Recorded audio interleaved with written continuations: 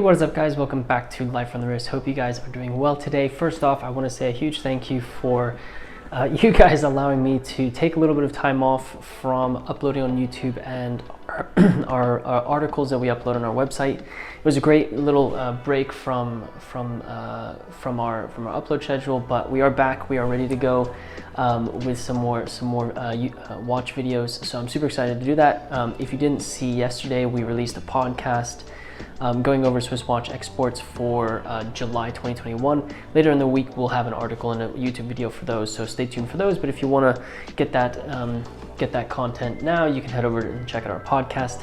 One of the things that I did with my time off was I did a little bit of traveling, and as I normally do, I went to one of the lounges and was doing some watch spotting. But what I also did was I picked up the Mr. Porter Post for July-August 2021.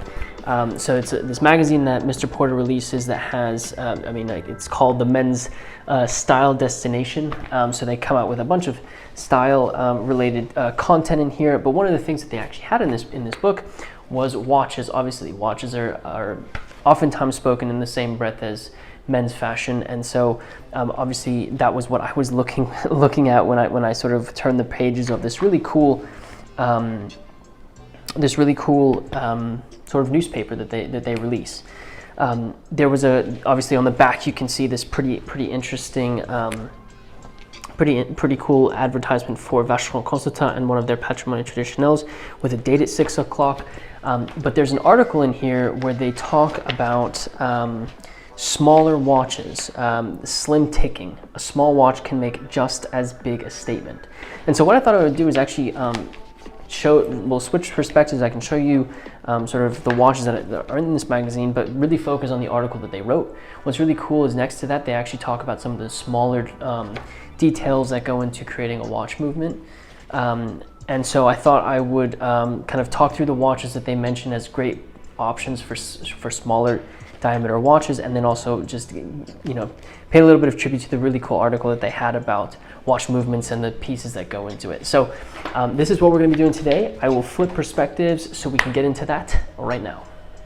All right, so let's take a look at the Mr. Porter Post for July-August 2021. Like I mentioned, I want to go over a specific section of this magazine where they talk about smaller watches. Now, just before I get into this, I think obviously what's really important about watch collecting and wearing watches is to make sure you find a watch that fits your wrist.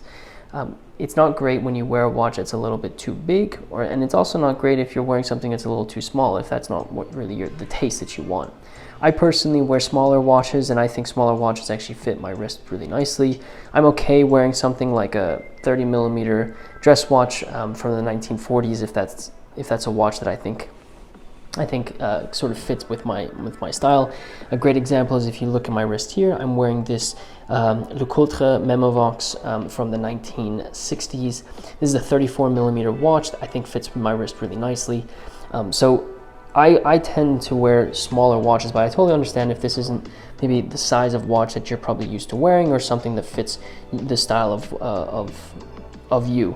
It also might not fit sort of your profession or anything like that. So I just want to preface it with that first.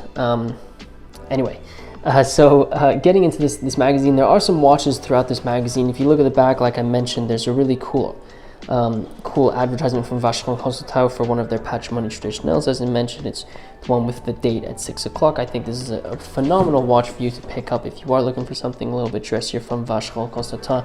And this is a relatively affordable, I say that with air quotes, relatively affordable option for Vacheron Constantin, especially because if you do get into some of the complicated pieces, they get a little bit more expensive. So as I mentioned, this magazine focuses heavily on style, and so there's a lot of articles and advertisements for that type of thing. As you can see, Brunello Cucinelli has this here. But what I really want to sort of fast track to, and what I'll do is I will do a video where I go through some of the articles and what else is in here. But what I want to do is kind of skip to where the editors have published an article called Slim Ticking, which you can see on the right here. So this is basically some ideas of watches that are great opportunities for you to get into watches at a smaller millimeter size. So what you probably are noticing here is these watches on the left-hand side here are all 38 millimeters. So 38 millimeters seems to be sort of the sweet spot that they're recommending. I also think 38 millimeters isn't too small where it can maybe be offensive to your style or the size of watch that you're looking to wear. I think 38 millimeters actually is a really nice sweet spot. I don't think I consider this small by any chance, but by any maybe to some it's smaller at 38 millimeters, but I would say like 34, 35 millimeters is probably something a little bit closer to what small is. But the articles, or I guess this section, is called Slim Ticking, a small watch can make just as big a statement. And so they have 5 selections of watches that they think that you should take a look at. I'll go over them really quickly. The first one is the Oris James Morrison Academy of Music limited edition automatic 38 millimeter.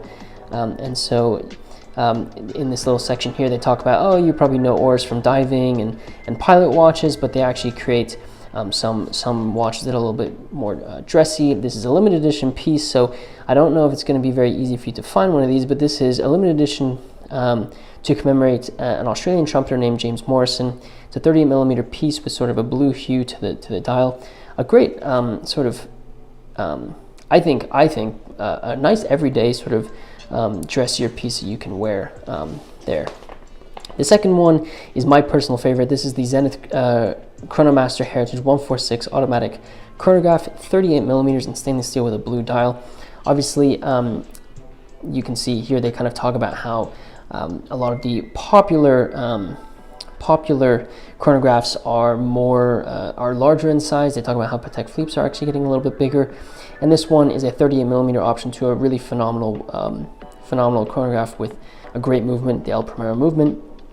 I think the Zenith chronographs are some of the best value that you can possibly get. I think it's an underrated brand that it doesn't get enough attention, and so I think this is a great pick. Also, it has a blue dial, which, as you know, if you follow this channel, I really love blue dials. So that's obviously a great pick there. Moving on, we've got the Nomos Metro Datum Stadt Schwarz 38 millimeter stainless steel leather watch. So this is a 38 millimeter Nomos to a T watch that you're seeing here with I think it's a black dial. You can see some white accents and a red, I believe, hand on that sub-second's hand. This is Nomos to a T. If you like Bauhaus, very simple watches from an incredible brand, this is exactly what you're getting. You could say that this might be oversized. As you can see here, you can see such as the fine touch of the brand's 20th century style that anything oversized would feel wrong. This is a phenomenal watch that deserves a lot of attention. I've done plenty of videos on Nomos and the great watches that they create, so you can check those out, but a great pick there. The next watch is a Timex. This is the Timex Peanuts Q Timex reissue 38 millimeter in stainless steel. I've done a video where I go over the Q Timex, which I think is a really cool sort of cap tip to one of Timex's incredible watches from the 1970s. This one, as you can see, has a Snoopy, has Peanuts at 6 o'clock, which really hits home with those who are into this sort of motif. I know that a lot of my friends have been trying to get a hold of this watch. It's very difficult to get, and is as they mention here, a cult classic when it comes to iconic comic strips and the followers of this watch. I love this watch. I believe it's a limited edition, but I'm not 100% positive. I think maybe it's capped at the production numbers are capped. If you know if this is a limited edition, be sure to put it in the comment section. I'd love to know that. The last one is another watch very, very similar to this Nomos. This watch is from Junghans. It's the Max Bill Bauhaus automatic 38 millimeter stainless steel and textured leather watch. This is Junghans. Junghans creates some really beautiful, simple watches at very affordable prices. This watch, as you can see, has, as they mentioned here, Bauhaus School of Design. Very simple watch with white dial, date at 3 o'clock, very simple hour indicators, and very simple hands. Stainless steel watch, and Junghans is also another brand that has fairly affordable watches as well. A great pick to sort of round out the 5 watches that they select in this slim ticking article. As I mentioned, the Zenith is one of my favorites. This is probably my favorite pick here. If I was to go with for a second one, I'd probably go for the Junghans actually. I encourage you to maybe just pause this video so you can read this universe on your wrist, because this is a really cool article by, here it says Alex Doak, where he talks about some of the pieces that go into a watch movement. And you can see this beautiful illustration from Doug John Miller, sort of explaining how there's really a universe inside of the watch that you're actually wearing on your wrist. So they talk about all of the little details that go into this piece. So little introduction here of how it really, watchmakers have made these universes that really put together a bunch of parts to make a really beautiful piece. They talk about the balance wheels and how small it is, the different types of nuts that are used in this piece and how small they are, the screws that are used, the decoration and the Côte de Genève finishing that they utilize there. They even mentioned the mainspring, which I think, or excuse me, the winding barrel, or which basically has this nickel cobalt chromium steel alloy coil, which is used to sort of wind your watch. This is I think a really interesting part of this, because they refer to it as the battery. So if you aren't into watches, it's a good way of kind of explaining it. They have this thing called the slowest CPU, talking about perpetual calendars and how they keep track of the date in a perpetual calendar. They also mention how the oil that is used in a watch, it's a single thousandth of a milliliter of oil that's used in a single watch, and can have your watch last for over 5 years. And then lastly, they talk about the rubies. I'll probably do maybe an in-depth look at this article, because I really love the way that Alex Doak kind of explained it. But if you want to get your hands on an edition of this, I encourage you to do that, because it's a great article for you to read. I think I'm going to be doing some more videos with this, but that's kind of what I wanted to go over for this one. So I'll flip perspectives so we can close out the video. I hope you guys enjoyed seeing that article from the Mr. Porter Post for the July and August 2021 edition. There were some really great picks in this. I really love the Zenith Chronograph as a pick at 38 millimeters, and from Zenith, I think it's incredible. It's an incredible chronograph for you to add to your collection if you are looking for that. And even if you're starting into watches, you're getting a lot for that pick. Let me know in the comment section below what you think is your favorite pick out of the ones that Mr. Porter outlined in this article.